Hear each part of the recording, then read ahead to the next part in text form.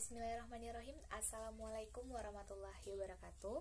Perkenalkan, saya Anissa Rami Arif, mahasiswi Institut Agama Islam Negeri Zawiyah Cutkalangsa, program studi pendidikan guru Madrasah Ibtidaiyah semester 3.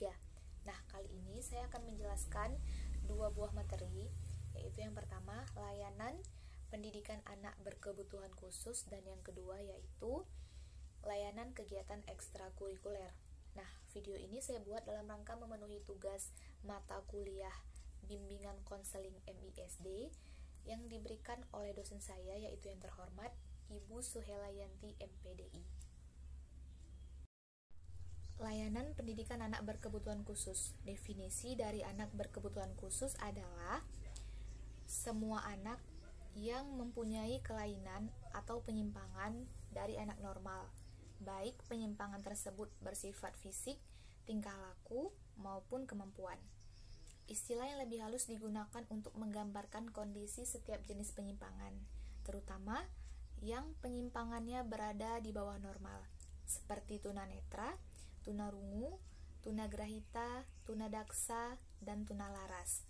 Istilah-istilah ini meskipun menggambarkan kekurangan, tetapi mengandung bahasa yang dapat diterima. Klasifikasi anak dengan kebutuhan khusus. Kategori anak atau peserta didik dengan kelainan atau kebutuhan khusus berdasarkan jenis penyimpangan menurut Mulyono Abdurrahman adalah sebagai berikut. Yang pertama, kelompok yang mengalami penyimpangan atau kelainan dalam bidang intelektual. Yang kedua, kelompok yang mengalami penyimpangan atau keluarbiasaan yang terjadi karena hambatan sensoris atau indera. Yang ketiga, kelompok anak yang mengalami penyimpangan perilaku. Dan yang keempat yaitu kelompok anak yang mempunyai keluarbiasaan atau penyimpangan ganda. Dilihat dari arah penyimpangan, jenis kebutuhan khusus dapat dibagi menjadi dua kategori, yaitu kebutuhan khusus yang terkait dengan kondisi di atas normal dan kebutuhan khusus yang terkait dengan kondisi di bawah normal. Kebutuhan khusus yang terkait dengan kelainan di atas normal merupakan kondisi seseorang yang melebihi batas normal dalam bidang kemampuan. Anak atau orang yang mempunyai kelebihan seperti ini disebut sebagai anak berbakat, atau dalam bahasa Inggris disebut talent person. Jika kelainan di atas normal hanya dikenal dengan satu istilah, maka kelainan di bawah normal dikenal dengan berbagai istilah. Karena memang kondisi kelainan di bawah normal sangat beragam.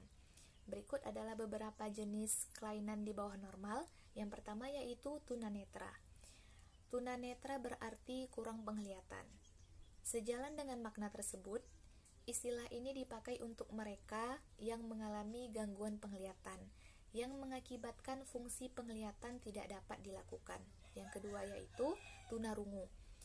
Istilah tunarungu dikenakan bagi mereka yang mengalami gangguan pendengaran, mulai dari yang ringan sampai dengan yang berat. Gangguan ini dapat terjadi sejak lahir atau merupakan bawaan, dan dapat juga terjadi setelah kelahiran. Yang ketiga yaitu gangguan komunikasi.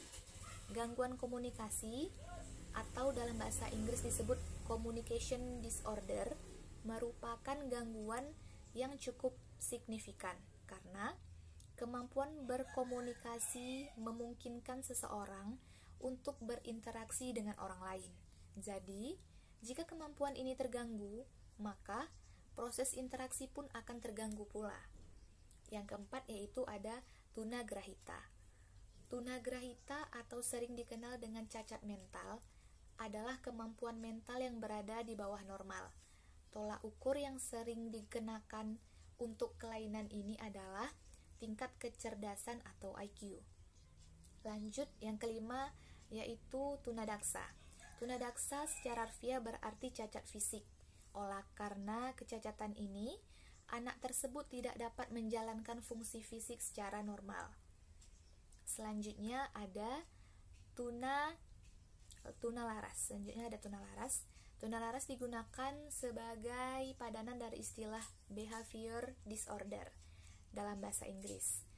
Kelompok tunalara sering juga dikelompokkan dengan anak yang mengalami gangguan emosi atau yang disebut dengan emotionally disturbance.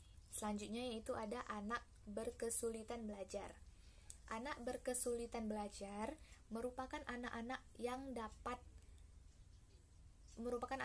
mendapat kesulitan belajar bukan karena kelainan yang dideritanya. Anak-anak ini pada umumnya mempunyai tingkat kecerdasan yang normal, namun tidak mampu mencapai prestasi yang seharusnya karena mendapat kesulitan dalam belajar. Dan yang terakhir yaitu tunaganda. Sesuai dengan makna istilah tunaganda, kelompok penyandang kelainan jenis ini adalah mereka yang menyandang lebih dari satu jenis kelainan. Misalnya, penyandang tunanetra dan tunarungu sekaligus, penyandang tunadaksa disertai dengan tunagrahita, atau bahkan tunadaksa, tunarungu, dan tunagrahita sekaligus.